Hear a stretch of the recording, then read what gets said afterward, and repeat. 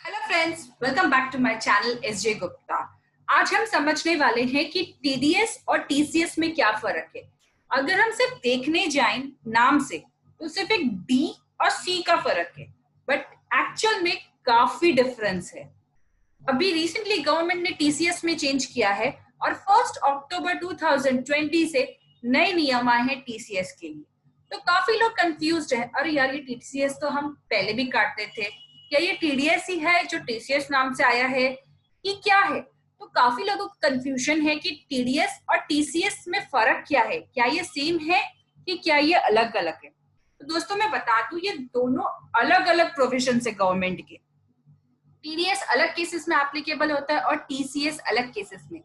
दोनों ही केसेस में काटने वाला यानी कि जो टैक्स काटने वाला है वो अलग पर्सन रहता है। टीडीएस का मतलब है tax deducted at source, whereas TCS का मतलब है टैक्स कलेक्टेड एट सोर्स। जैसे कि नाम कहता है कि ये डिडक्ट होता है और ये कलेक्ट होता है। चलिए जानते हैं डिटेल में कि टीडीएस और टीसीएस में क्या फर्क है हमारे आगे के वीडियो में।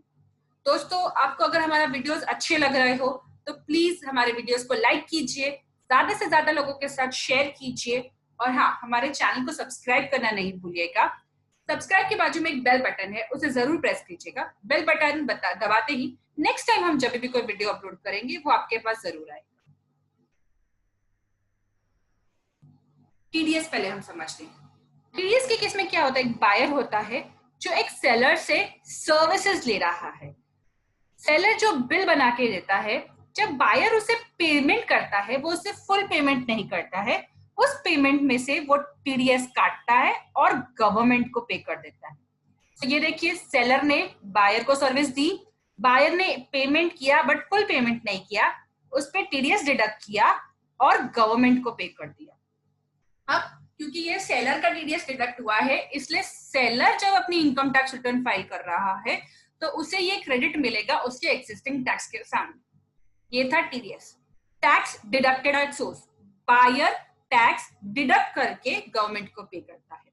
ये डी स्टैंड करता है डिडक्टेड। टी और एस दोनों में सेम ही है, टैक्स और सोर्स, ये सिर्फ बीच का एक जो अक्षर है उसी में फर्क करता है। अब टीसीएस की तरफ चलते हैं। टीसीएस के लिए बायर सेलर से गुड्स खरीदता है और पूरा पेमेंट कर देता है सेलर को, plus in addition seller additional TCS इससे कलेक्ट करता है और गवर्नमेंट को पे करता है। यानी कि बायर सिर्फ पेमेंट नहीं करता बल्कि इसके ऊपर जो एडिशनल टैक्स होता है वो भी पे करता है सेलर को, और सेलर जो टैक्स उसने कलेक्ट किया है वो गवर्नमेंट को पे करता है। इसके अंदर क्रेडिट मिलता है बायर को। बायर जब अपनी इनकम टैक्स रिटर्न फाइल करता है, वो ये जो टीसीएस उसने एडिशनली पे किया है सेलर को, वो अपने एग्जिस्टिंग टैक्स के सामने उसे माइनस कर देता है और उसका क्रेडिट ले लेता है। तो दोस्तों मैं वापस से बताती हूँ, टीडीएस में बायर जो पेमेंट करता है सेलर को उसमें से डिडक्ट करता है टैक्स और गवर्नमेंट को पे करता है, और यहाँ पर सेलर को क्रेडिट मिलता है। और टीसीएस में सेलर बायर के पास से एडिशनली कलेक्ट करता है, ये सी मतलब कलेक्ट करता है टैक्स और गवर्नमेंट को पे करता है, जिसका क्रेडिट बायर को मिलता है। चलिए समझते हैं एग्जांपल के साथ। ये हमने टीडीएस के लिए कॉलम बना दिया और ये टीसीएस के लिए। नेट वैल्यू दोनों ही केसेस में 1 लाख रुपए है, उसके ऊपर जीएसटी 18% के हिसाब से 18,000 रुपए 18,000 रुपए। अब जब टीडीएस की बारी आएगी तो मेरा टोटल वैल्यू आएगा 1,18,000 रुपए, जिसके ऊपर बायर टीडीएस डिडक्ट करेगा। मैं अज्यूम कर रही हूँ कि इस वक्त रेट जो है वो टीडीएस का 10% है, तो ये जो नेट वैल्यू है इसके ऊपर 10% डिडक्ट करेगा जो कि है 10,000 रुपीज, और बैलेंस पेमेंट करेगा सेलर को 1,08,000 रुपीज। ये 10,000 वो गवर्नमेंट को पे कर देगा डायरेक्टली, एंड जब सेलर अपनी रिटर्न फाइल करेगा इनकम टैक्स उसमें ये क्रेडिट करके मिलेगा। करंटली सेलर को सिर्फ 1,08,000 रुपीज मिलेगा और 10,000 का क्रेडिट उसको अपने रिटर्न फाइल करते वक्त मिलेगा। अब यही केस अगर टीसीएस में आते हैं तो टीसीएस में भी सेम 1 लाख का ट्रांजैक्शन है जिसके ऊपर जीएसटी है 18,000 रुपीज, बट क्योंकि टीसीएस कलेक्ट करना है यहाँ पर सेलर एडिशनली 1% चार्ज करेगा और बायर को टोटल बिल बना के देगा 1,19,000 का। यहाँ फर्क देखिए, टीडीएस के केस में 1,18,000 है और टीसीएस के केस में 1,19,000 है। बायर कोई भी पेमेंट में से अमाउंट डिडक्ट नहीं करेगा और पेमेंट जो सेलर को करेगा वो है 1,19,000। सेलर ने जो ये एडिशनल 1,000 कलेक्ट किया है बायर के पास से, वो उसे गवर्नमेंट को पे कर देगा।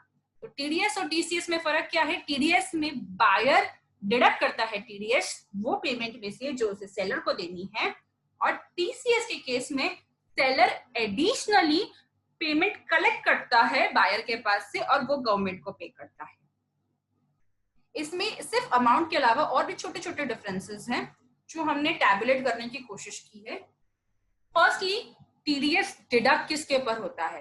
टीडीएस डिडक्ट होता है सर्विसेज के केस में।